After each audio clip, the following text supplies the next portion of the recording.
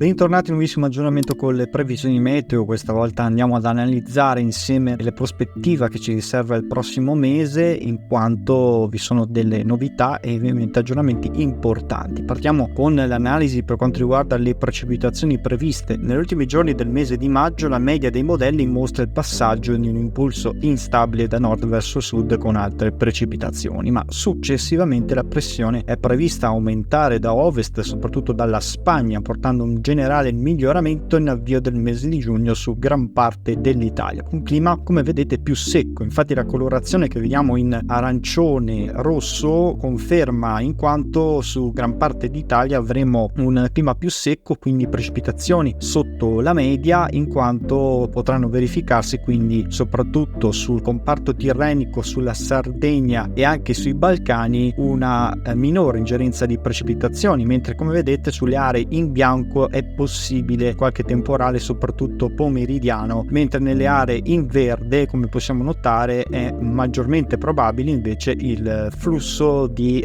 correnti più instabili, quindi la probabilità che persista un nucleo instabile proprio sull'Europa orientale e sullo Ionio, scaturendo quindi la possibilità di precipitazioni al sud Italia, che risentirà appunto dell'influenza di una bassa pressione. In Europa quindi si evidenzia in generale un sopramedia delle temperature, special modo sulla Scandinavia, dopo il lungo periodo caratterizzato da temperature piuttosto fredde. Dando uno sguardo più avanti, notiamo invece dal 3 giugno fino al 10 di giugno l'aumento della pressione sull'Italia centro-meridionale, quindi al centro-sud, ancora una volta sul versante tirrenico, e sui Balcani sull'est Europa. Qui avremo l'anticiclone anche persistente dalle caratteristiche africane, mentre come vedete si sblocca invece una parentesi atlantica con perturbazioni atlantiche, più fronti perturbati pronti ad agire sull'Europa occidentale, con l'ingresso di qualche perturbazione atlantica che andrebbe a coinvolgere anche il settore del nord Italia, molto più probabilmente il nord-ovest della penisola, ma comunque anche le Alpi. In questo caso le precipitazioni sarebbero in media al nord, con maggior chance di precipitazioni dal 3 al 10 giugno e quindi l'arrivo di nuove perturbazioni da ovest. Il clima invece si manterrebbe, come vedete, più secco sulle regioni del centro-sud, con temperature che saranno nettamente più calde e valori che potrebbero schizzare oltre i 32 gradi, specialmente sulla Sicilia e appunto sulle regioni del sud, sul versante ionico. Dando uno sguardo a quello che viene emesso dal modello europeo, notiamo infatti come in generale il mese di giugno sarà caratterizzato da una zona di bassa pressione, si evidenzia proprio sulla Spagna, sul Nord Africa. Qui avremo maggiore ingerenza di precipitazioni che andrebbero a interessare in parte anche, comunque come abbiamo detto prima, i settori del nord-ovest. In parte anche la Sardegna riceverà qualche precipitazione per gli impulsi instabili da ovest verso est, che a fatica però raggiungeranno, come vedete, il centro-sud e